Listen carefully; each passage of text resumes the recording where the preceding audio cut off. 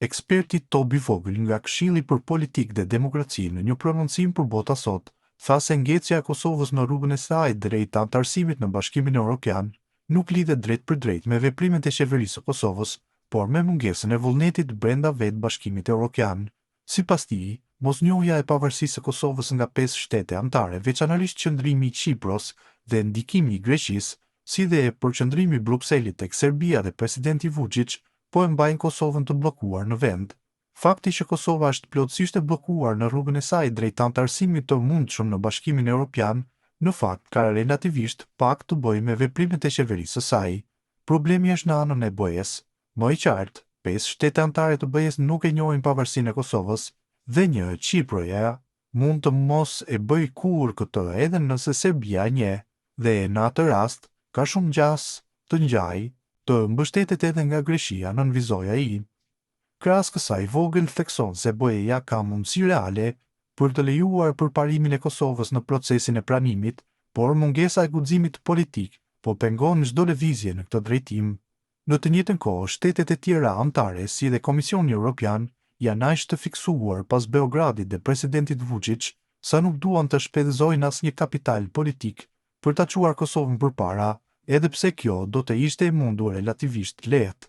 Kosova mund të lejojë të ndërmarrë hapat e ardhshme në procesin e pranimit, me kuptimin e qartë se rezultati përfundimtar i atij procesi do të varet nga marrëveshja e gjithëpërfshirëse dhe detyruese për normalizimin me Beogradin, me një klauzul për të parandaluar Beogradin nga bllokimi i pranimit të Kosovës, por askush nuk dëshiron të shpenzojë përpjekje për të dalë me një zgjidhje të tillë pasi politik bërësit në Bruksel dhe kryeqytetet kombëtare mendojnë se nuk kanë asgjë për të fituar nga kjo, përfundoi Tobi Vogël për Bota Sot.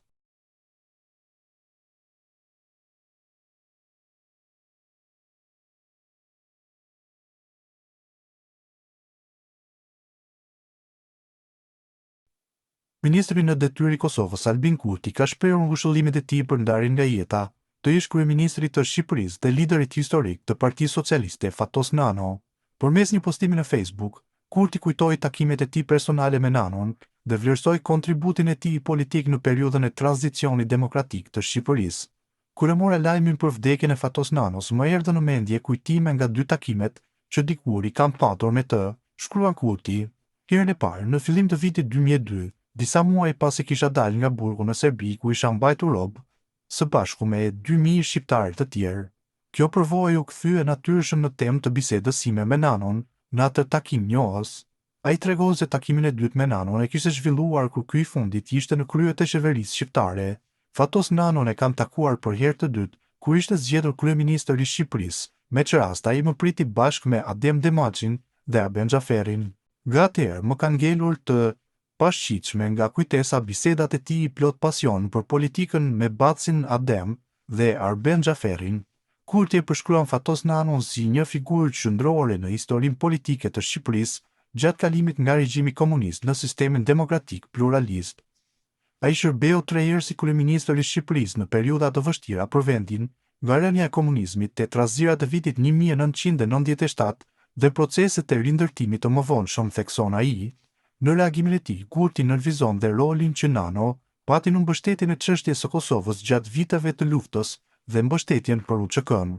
Në biografinë e tij politike, Fatos Nano ka një kapitull të rëndësishëm për rolin e tij në periudhën e parë të luftës së ushtrisë çlirimtare të Kosovës, kur terreni shqiptar ishte arenë e lirë e organizimit të saj, shkruan Kurti.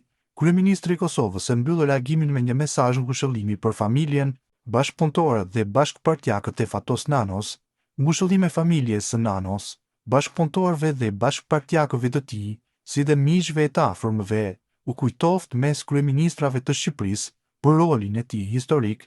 Mbyllet ky reagim i kryeministrit në detyrë të Kosovës Albin Kurti.